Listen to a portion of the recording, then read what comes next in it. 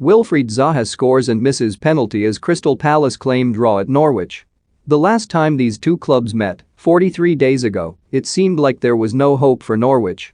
But even if Dean Smith's side could not make it a fourth successive victory following Teemu Pukki's goal after just 39 seconds, there is still plenty of cause for optimism.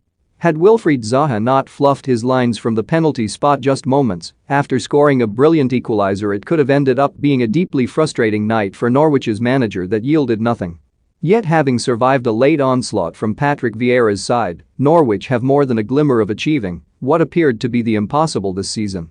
Smith had warned Palace that they would be facing a team filled with renewed confidence 6 weeks on from a chastening defeat at Selhurst Park that Norwich's manager admitted was as low as we could have got.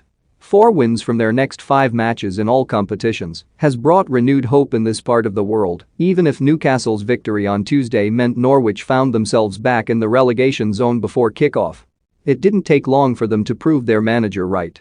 Milot Rashica's winner against Charlton in the FA Cup third round was the spark for Norwich's revival, and it was the Kosovo winger who created the quickest goal of the Premier League season so far with their first attack.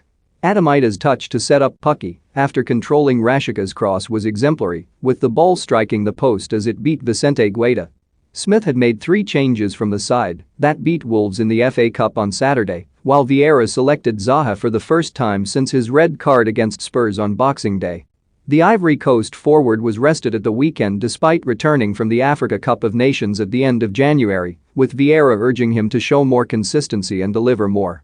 Yet while Jean-Philippe Mateta did manage to test Angus Gunn in the Norwich goal with an early effort, Zaha dragged his first sighter well wide of the target and was uncharacteristically slow to react to a couple of teasing balls from Michael Allies on the opposite flank.